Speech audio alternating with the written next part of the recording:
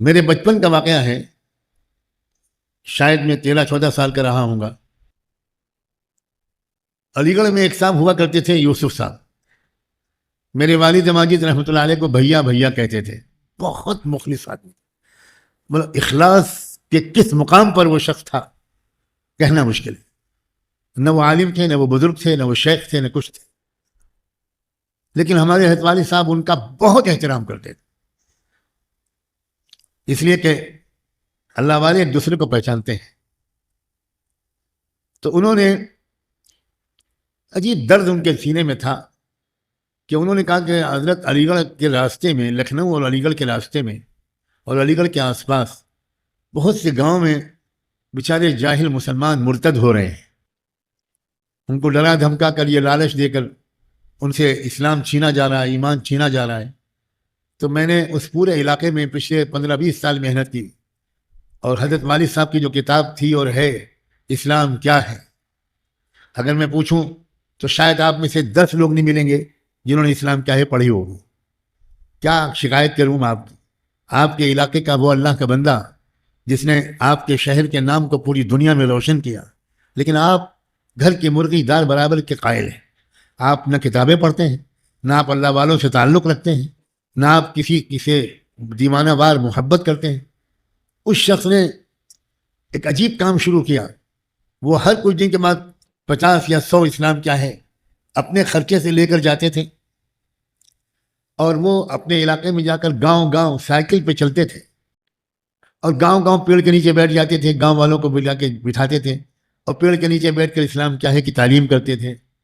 اس محنت کے ذریعے انہوں نے ہزاروں لوگوں کو مرتد ہونے سے بچا لیا، اور سینکڑوں وہ لوگ جو مرتد ہو گئے تھے وہ واپس آ گئے۔ بڑی عجیب محنت تھی ان کی، نہ کوئی جماعت، نہ کوئی تنظیم، نہ کوئی چندہ، نہ کوئی تحریک، نہ کوئی صدر۔ ایک دیوانہ ہے جو ایک کتاب لیے ہوئے گھوم رہا ہے، اور جھوپڑی جھوپڑی، گھر گھر، دروازے دروازے وہ اسلام کی بات کو پہنچا رہا ہے۔ انہوں نے حضرت والد صاحب سے کہا کہ ایک دفعہ میں چاہتا ہوں کہ اس پورے علاقے کا آپ کا سفر ہو جائے، اور آپ خود چلیں، چل کر وہاں اس محنت کو دیکھیں، اور لوگ جب دیکھیں گے کہ جو کتاب وہ پڑھتے تھے اس کتاب کا لکھنے والے بزرگ آ گئے، تو لوگوں کے تو دل کی دنیا روشن ہو جائے گی۔ غریب علاقہ ہے، بالکل غریب علاقہ ہے۔ حضرت والد صاحب کو تو عجب ذوق تھا، عجب ہمت تھی، فوراً تیار ہو گئے، اور پھر ایک ٹیکسی کا سفر طے ہوا کہ لکھنؤ سے علی گڑھ تک ٹیکسی سے جائیں گے۔ میں چھوٹا بچہ تھا، شاید مدرسے میں چھٹیاں رہی ہوں گی، مجھے بھی ساتھ میں لے لیا۔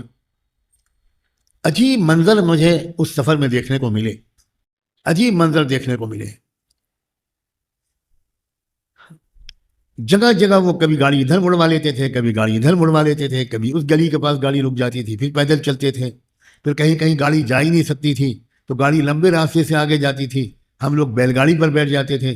حضرت والد صاحب کہتے تھے میں پیدل چلوں گا، مجھے بیل گاڑی پہ بٹھا دیتے تھے۔ ایسے کچے کھیڑے گاؤں میں عجیب عجیب انداز کے، عجیب عجیب، ہر ایک شخص سے ملنا، ہر شخص سے بات کرنا۔ حضرت والد صاحب سب کو گلے لگاتے تھے اور توبہ کے کلمات پڑھواتے تھے۔ بہت سے لوگ ہم وہ بیعت ہوئے، حضرت والد صاحب نے ان کو معمولی سی تسبیحیں بتائیں، آسان سی تسبیحیں بتائیں۔ بڑا عجیب و غریب سفر تھا۔ ایک انسان، اس کے دل کے اندر درد آ گیا، دکھاوا نہیں، بالکل دکھاوا نہیں، نہ وہ مقرر نہ کچھ، ایک درد آ گیا، ایک غم آ گیا، شاید ہزاروں کو جہنم سے بچانے کا وہ ایک اللہ کا بندہ، گمنام بندہ، وہ ذریعہ بن گیا۔